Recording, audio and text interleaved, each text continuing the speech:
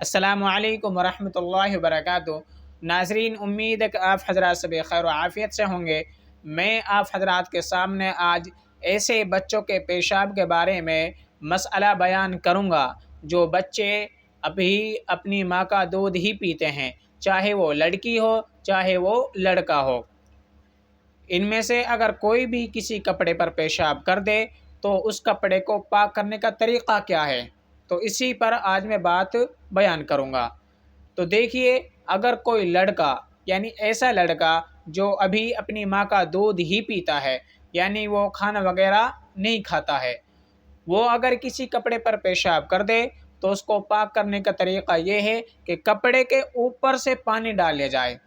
اتنا پانی ڈال لیا جائے کہ آپ کا دل جو ہے وہ مطمئن ہو جائے کہ ہاں اس میں سے پیشاب نکل گیا ہوگا۔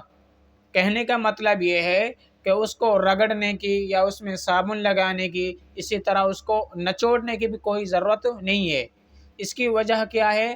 تو دیکھیے، لڑکے کی جو حیت ہے، لڑکے کی جو کیفیت ہے وہ حرارت کی ہے، یعنی گرمی کی ہے۔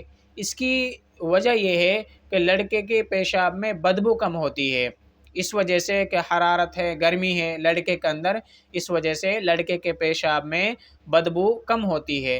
اب جب بدبو کم ہوتی ہے تو اس کے لیے اتنا ہی کافی ہے کہ اس کے اوپر سے پانی ڈال لیا جائے کپڑے کے اوپر۔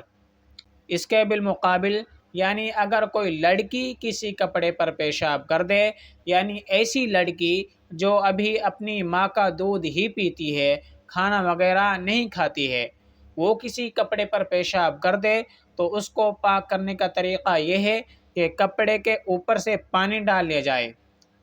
پانی ڈالنے کے ساتھ ساتھ اس کو رگڑا بھی جائے گا، اور اگر صابن وغیرہ ہے تو صابن بھی لگا لی جائے، اور اس کے بعد اس کو نچوڑ لیا جائے۔ کہنے کا مطلب یہ ہے کہ لڑکی اگر کسی کپڑے پر پیشاب کر دے تو اس کو پاک کرنے میں احتیاطی برتی جائے گی۔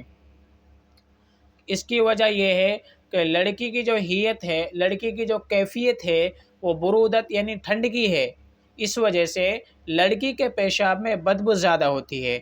اب اگر بدبو زیادہ ہے تو اس کو زیادہ احتیاطی کے ساتھ ہی دھلا جائے گا۔ تو یہ لڑکی اور لڑکے کے پیشاب میں فرق ہے باقی کے اعتبار سے، یعنی اگر وہ کسی کپڑے پر پیشاب کر دیتے ہیں تو ان کو پاک کرنے کا طریقہ دونوں کا الگ الگ ہے۔